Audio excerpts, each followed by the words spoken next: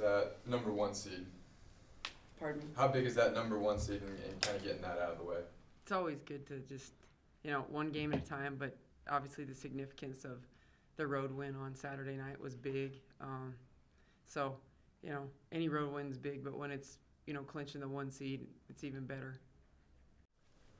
As the one seed coach, I asked Coach Jans, you're able to pick which game, I guess, that you want to play. Have you thought about that yet? Yeah, I've kind of taken a poll too amongst my staff, amongst my kids, and it's kind of in between either that noon or 12:30 game. So The first or second.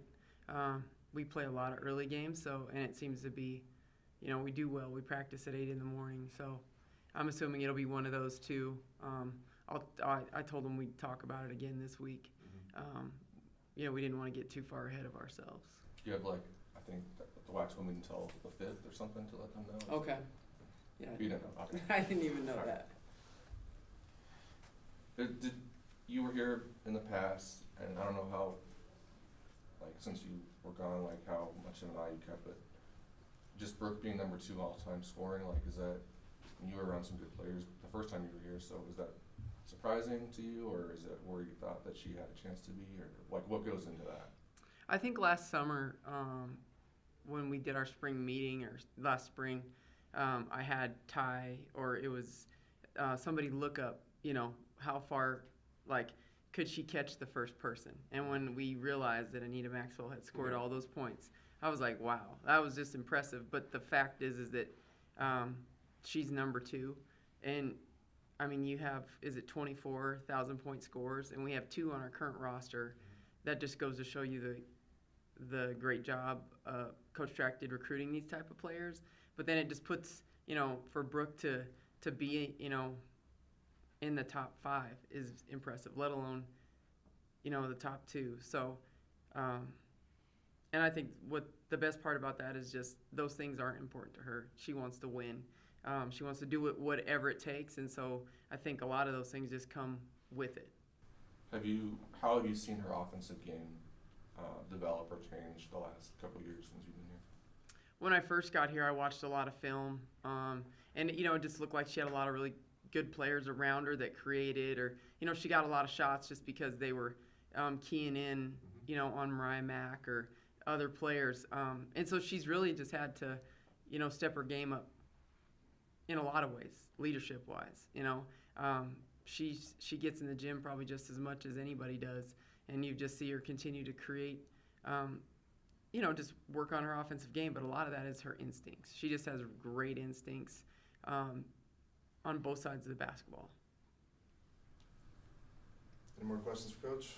Does it also say a lot that, she's not only scoring, she's doing so many other things in so many other different areas with the rebounding, and we've seen her record a triple-double this year, so, the assists have been there at times, that her game is more than just putting the ball in the basket. Yeah, I think, she draws a lot of attention, so that helps her teammates out, let alone that she scores it. She's a point forward. She can basically play 1 through the 5, so it just is such a tough matchup. And then kind of like Jamario from last year, she just has a great nose for the basketball, and I don't think that's something that you can work on, but sometimes I think you either have it or you don't. And luckily for us, she has great instincts on both sides of the basketball. How do you feel like you guys are kind of in position right now as opposed to this time last year?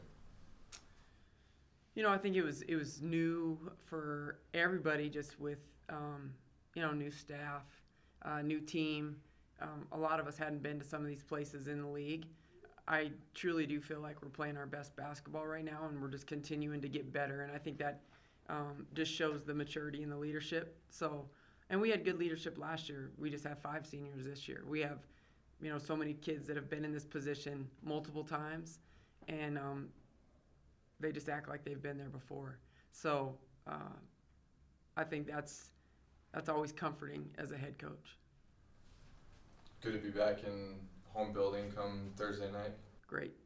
That was, it was 2 tough weeks on the road, and we handled our business, and we have a really tough opponent Thursday with UMKC. Erica Mattingly, she's recorded, I think, 2 triple-doubles this year. She's talented, so she's kind of the one that makes them go. So, you know, one game at a time. That's the next game on the schedule. That's super important. You do have senior night that next weekend though, like, I don't know what do you expect from that night, and what's that, how are players looking forward to that at all? Like, I'm sure they are. You know, I don't ever think we really try to look too far in advance, but I just think they're excited to play the next game. I know they're excited to be home and not in an airport or being delayed or, you know, but I just know this class is just, you know, this class is very unique in the way that you have Brooke, who's been here for 4 years. Then you have Mo and Dee, the twins, who've been here for 2, Bailey 2, and then you have Bree, who's been here a year and a half, who's been at 3 different schools. And so they're all very different, but I just think they all are appreciating this senior season, this last ride, because they're all, you know, they've all had very different paths to get here.